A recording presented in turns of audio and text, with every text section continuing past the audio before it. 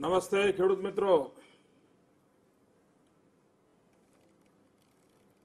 કૃષિ મહોત્સવને માટે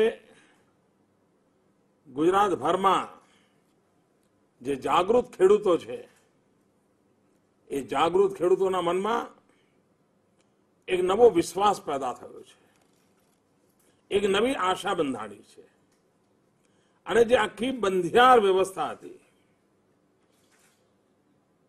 એક મર્યાદાઓ આવી ગઈ હતી અને લગભગ માની લીધું હતું ભાઈ હવે ખેતી છે, ઠીક છે, આટલું કમાણા, વરસાદ આવ્યો તો સારું, પાણી મળ્યું તો સારું. એક જમાનો હતો જયારે ઉત્તમ ખેતી ગણાતી હતી. ધીરે ધીરે સમાજની સ્થિતિ કેવી થઈ કે કુટુંબમાં 3 છોકરા હોય તો ખેડૂત હવે વિચાર શું કરે કે ભાઈ જે સમજદાર છે, કામ કરી શકે એવો છે, એને શહેરમાં કંઈક ધંધા રોજગાર માટે મોકલો. એનાથી સહેજ ઓછો સમજદાર હોય તો વિચાર કરે કે એને ક્યાંક નોકરી મળી જાય સારી, એનું પેટીયું રળાશે.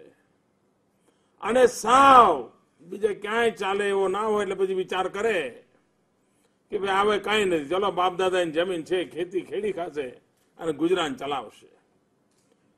ગયા 50 વર્ષમાં ખેતી પ્રત્યે આટલી બધી ઉપાક્ષા કુટુંબમાં પણ આવી ગઈ હતી. ઘરમાં ઓછામાં ઓછું, નબળામાં નબળું કામ કોઈને આપવાનું હોય તો ખેતીનું આપે.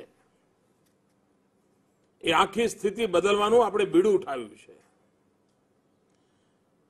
અને મારે આનંદ સાથે કહેવું છે કે આજે ગુજરાતની અંદર 30-35 વર્ષના જવાનિયાઓ શહેરનો મોડ છોડીને ગામડા તરફ વળી રહ્યા છે,